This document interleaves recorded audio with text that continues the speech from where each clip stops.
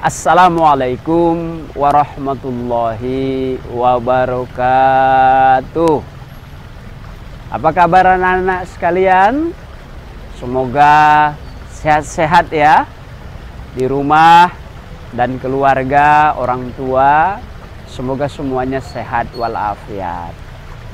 Nah, anak-anak sekalian, terutama yang baru masuk atau yang kelas 10 tahun ajaran baru 2020-2021. Perkenalkan, nama Bapak Pak Kamal. Siapa tadi? Pak Kamal. Bapak mengajar pelajaran agama Islam dan budi pekerti atau pelajaran agama Islam. Sudah siap belajar kan? Wow, sudah tentu. Iya, Bapak yakin Anda semuanya sudah siap belajar. Sudah rindu sekolah ya? Ya, Bapak yakin karena telah dilalui libur, kemudian di situasi seperti ini, belajar menjadi solusi.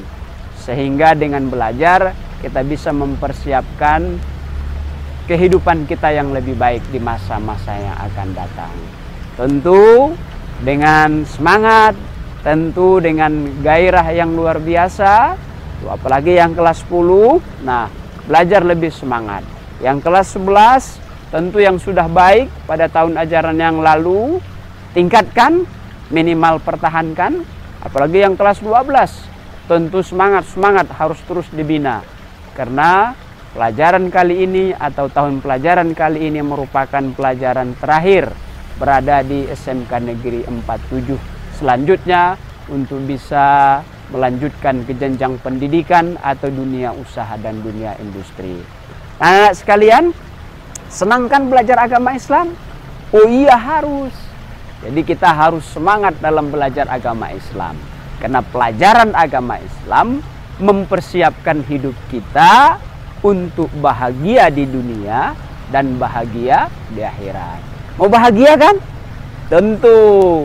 Kalau mau bahagia, belajarlah agama Islam yang baik, yang semangat, sehingga nanti di dunia insya Allah bahagia, di akhirat juga insya Allah bahagia.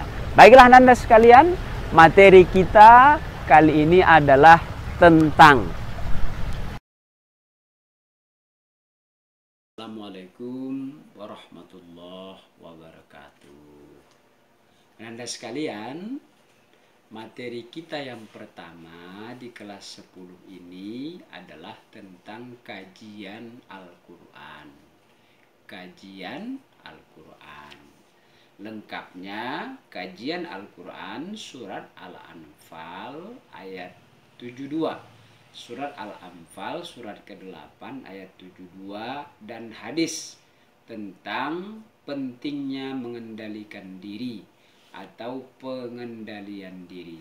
Dalam bahasa agama, pengendalian diri ini disebut mujahadah an-nafs. Mujahadah an-nafs. Nah, bicara tentang Al-Quran, kenapa materi pertama Al-Quran? Karena kalau kamu sudah bisa baca Quran, sudah fasih bacaan Qurannya, insya Allah yang lain-lain akan bisa lebih baik. Maka itulah alasan filosofisnya kenapa materi pertama adalah tentang Al-Quran. Nah, kembali kepada Al-Quran, yaitu surat Al-Anfal surat ke-8 ayat 72, bicara tentang pengendalian diri. Pengendalian diri itu tadi disebut dengan istilah mujahadah an-nafsi. Mujahadah an-nafsi. Di mana ayatnya berbunyi adalah, simak ya, perhatikan ya. A'udzubillahi minasyaitonirrajim. Bismillahirrahmanirrahim. Innalladzina amanu wa hajaru wa jahadu bi amwalihim wa anfusihim fi sabilillah walladzina awaw wa nasaru ulaika ba'duhum awliya'u ba'd walladzina amanu wa lam yuhajiru ma lakum min walayatihim min syai' hatta yuhajiru wa inistansarukum fid din fa'alaikumun nasru illa ala qaumin bainakum wa bainahum mitsaq wallahu bima ta'maluna basyir. Artinya, sesungguhnya orang-orang yang beriman dan berhijrah serta berjihad dengan harta dan jiwanya pada jalan Allah, dan orang-orang yang memberikan tempat kediaman dan memberi pertolongan kepada kaum muhajirin, mereka itu sama, satu sama lain saling melindungi. Dan terhadap orang-orang yang beriman tetapi belum berhijrah, maka tidak ada kewajiban sedikit pun bagimu melindungi mereka sampai mereka berhijrah.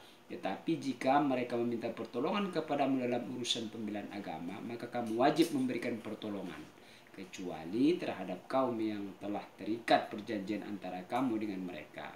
Dan Allah Maha melihat apa yang kamu kerjakan. Nah, bicara tentang ayat Anda sekalian, maka kalian harus tahu, harus ngerti bagaimana cara membacanya sesuai dengan tajwid dan makhorijul ayat. Jadi cara mengucapkan ayat-ayatnya. Nah, Anda sekalian, apa itu pengendalian diri atau mujahadah an-nafsi? Pengendalian diri mujahadah an-nafsi itu adalah perjuangan sungguh-sungguh atau berjihad melawan ego atau nafsi pribadi. Perjuangan yang bersungguh-sungguh untuk melawan ego atau melawan nafsu pribadi. Nah, pengendalian diri berarti tidak menuruti hawa nafsunya. Makanya Rasulullah Nabi kita Muhammad SAW menegaskan jihad nafsu lebih dahsyat daripada jihad melawan musuh. Nah, bahkan Rasulullah pernah bersabda tuh, roja'na min jihadis soghir ila jihadil akbar. Kita baru kembali dari perang kecil kepada perang yang besar. Sahabat bingung, masa perang Badar yang sedemikian besar, paling monumental di dalam sejarah, itu dianggap oleh Rasulullah kecil. Ternyata ada perang yang lebih besar, yaitu perang melawan hawa nafsu. Maka Anda sekalian, adapun hadis tentang pengendalian diri itu salah satunya adalah yang diriwayatkan oleh Ahmad. Nah, ini memang tidak ada di buku kalian, ya. Nah, nanti yang jadi utama itu adalah hadis yang ada di buku atau di modul, itu patokan dasar. Adapun hadis yang Bapak sampaikan ini adalah hadis tambahan, ya. Nah, hadisnya sangat singkat. Apa kata Rasulullah? Idza wadiba ahadukum falyaskut. Dia kata Rasulullah, apabila kamu marah, kamu diam. Jika kalian marah, diamlah. Nah, Anda sekalian, apa ciri-ciri orang yang tidak bisa mengendalikan diri itu? Ternyata ada beberapa ciri-cirinya supaya bisa dipahami. Yang pertama, cenderung menunda permasalahan. Ada masalah ditunda-tunda. Ragu-ragu, ternyata itu orang yang belum bisa mengendalikan diri. Tidak konsentrasi, ternyata itu juga orang yang nggak bisa mengendalikan diri. Membebani diri dengan sesuatu yang tidak disanggupi. Nah, terlalu banyak keinginan. Nah, ingat, kita tidak boleh menuruti keinginan. Kita hanya boleh mengikuti kebutuhan. Sering jenuh. Nah, itu ternyata orang yang tidak bisa mengendalikan diri. Sering tergesa-gesa. Itu ternyata ciri-ciri orang-orang yang tidak bisa mengendalikan diri. Kemudian bagaimana sikap, contoh sikap pengendalian diri itu?